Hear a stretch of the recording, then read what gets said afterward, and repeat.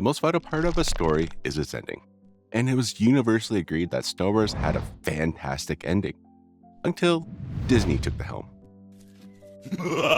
In 1983, Return of the Jedi was released, which ended the original trilogy and solidified the Star Wars legacy. New Star Wars content was always part of pop culture after that point, with comics, specials, spin-offs, animated series, and eventually the prequel trilogy. But it was not until 2015 that the continuation of the original story was released in Episode 7, The Force Awakens, which kicked off an arc that ended in 2019 with the Rise of Skywalker. Fortunately, fans know this will not be the end of the Star Wars story. Despite some minor fan complaints about the Ewoks and the second Death Star, the ending of the Star Wars Episode 6 is much more highly regarded in the fandom than Episode 9. To this day, it's not hard to find video essays and debates about the way Episode 9 concluded the beloved Skywalker Saga. But why? In today's video, we will revisit the endings of both Return of the Jedi and the Rise of Skywalker, and see what differentiates the two. What made one work so well and the other be so widely criticized? Well, first push that like and subscribe button, and let's talk about the movie's concept and characters. Okay, to effectively end a story, you have to know what's going to be about in the first place. George Lucas never had any doubts about the main theme of the work he created, the struggle of good against evil, and how in the end, the light must prevail. Let there be light. In the original trilogy, good was represented in the Rebel Alliance, and embodied mainly by Luke Skywalker, Leia Organa, and Han Solo. On the other side, Darth Vader of the Galactic Empire was the looming, iconic face of evil. Luke, I am your father. Nuh-uh. The f*** you mean, nuh-uh? Although Star Wars was originally envisioned as a single film, when George saw the possibility of continuing his story, he jumped at the chance. Even then, the objective was clear. The Empire had to fall, and the rebels would fight until that happened. Simple, right? Well, the sequel trilogy, in that sense, is no different. The goal of the Resistance was to defeat the First Order, so why is it that the ending of one trilogy feels so satisfying and the other simply falls flat? Even though the goal was the same, the contrast lies in the journey, the construction of the stories, the characters we follow, and the overall narrative differences between the two trilogies. Luke is seen by most as the main protagonist of the Star Wars story. His whole character arc showed a simple farm boy become one of the most iconic heroes in the galaxy. Along the way, he learned his place in the universe, discovered the power of the Force, and became a Jedi. He made mistakes, and we saw him pay for those mistakes. But he also learned and matured because of those consequences. The Luke we met in Episode 4 was very different from the Luke that made it to Episode 6. There was a clear evolution to his character, which made us as viewers feel emotionally invested in his journey and celebrate when he finally achieved his mission to defeat the Empire. It's the same with the other characters. Han goes from being an opportunistic mercenary who only thinks about himself to a leader and general who's able to give everything for the people he learns to love. Leia is a strong and capable woman from the beginning, but she learns to embrace her softer side and lean on friends and comrades in a mutual quest against the Empire. We were hooked by our charismatic trio of protagonists immediately, and as the trilogy went on, we only grew more fond of them. We also fell in love with the other endearing characters such as Chewie, R2-D2, C-3PO, and Lando, who all added to our investment in the series. One of the most powerful twists in the series is the redemption of Darth Vader.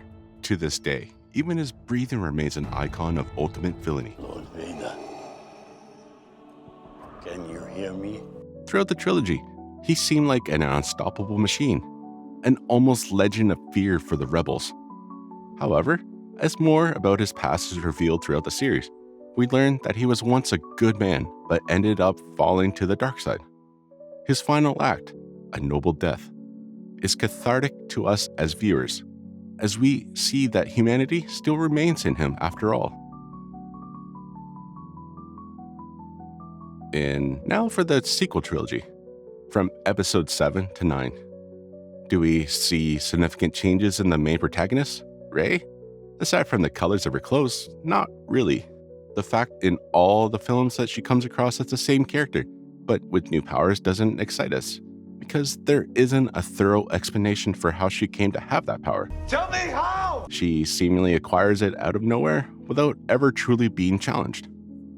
We don't see her suffer, because she seems able to overcome everything the script throws at her. And she doesn't rely very much on the other characters, because by the power of the script, her instinct, she always manages to triumph over any challenge she faces. Because of this, there's no defined story arc, and no real character development for Rey. There are similar problems with the other characters.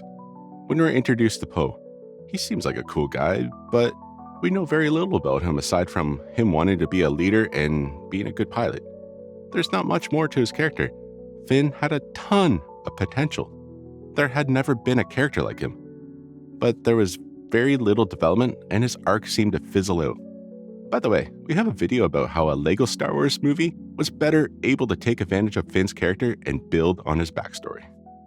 And as for Kylo Ren, we all expected him to be something of a foil to Vader. Instead of the redemption arc Vader had, it could have been interesting to watch the rise of the ultimate villain. However, fans were disappointed by his arc as well. And in an ending befitting a Disney movie, Kylo died after a kiss. So yes, the lack of a cohesive story arc for any of the main characters really challenged the sequel trilogy. We don't get to see them grow individually or as a team. In fact, Rey, Finn, and Poe only appeared together as a trio in episode 9. These details mean that their ultimate triumph didn't feel special.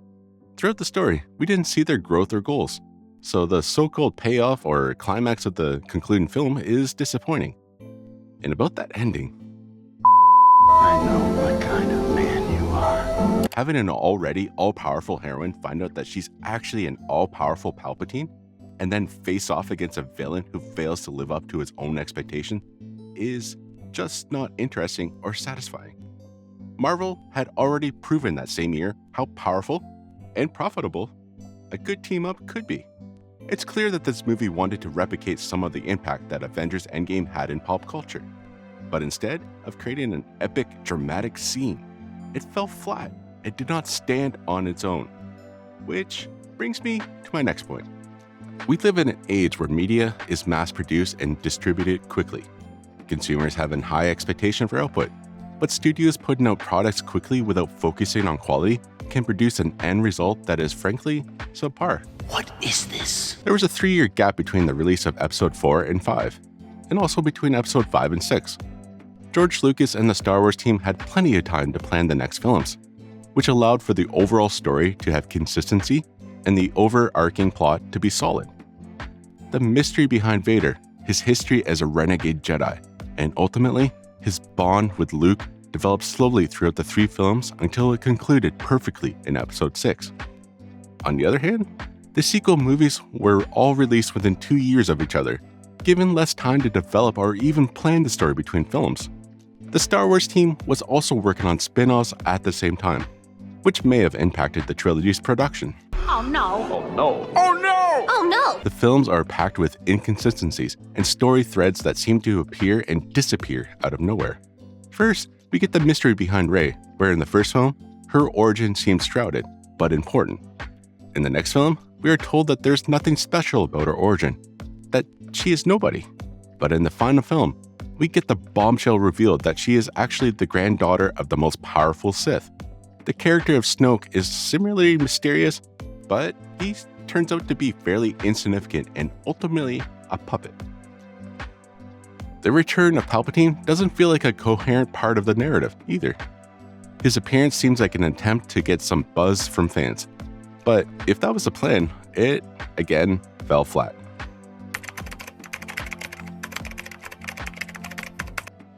His return does nothing but demerit Vader's ultimate sacrifice, leaving the fans with the bitter knowledge that the Chosen One ultimately failed in his goal to bring balance to the Force.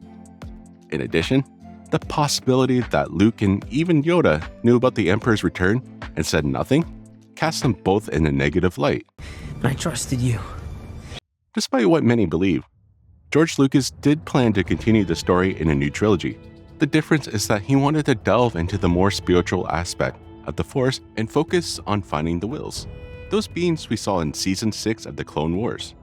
However, when Disney took control, they chose not to elaborate on any of George's ideas, or pull from any of the beloved stories from the expanded universe or legends. Ultimately, they elected to recycle the entire original trilogy. The truth is that, given Disney's excellent financial state at the time, the most logical and wise course of action would have been to plan the whole trilogy from the beginning and film the 3 movies simultaneously, as The Lord of the Rings did over a decade earlier. It would have been better to have a concrete idea that included cohesive character development, a director with a vision for all 3 movies, and ultimately a more coherent and therefore more satisfying ending. In short, Return of the Jedi feels like a finale because it fulfills its purpose of bringing closure to the arcs of each of its protagonists and delivering a beautiful message of both heroism and redemption. Rise of Skywalker, on the other hand, relies too much on fan service and tries too hard to be relevant that it ends up failing in virtually every way. This underlines the difference between a filmmaker who wanted to tell a story he was passionate about and a studio that just wanted to earn more money. Make sure to check out our video exploring the Force in real life next.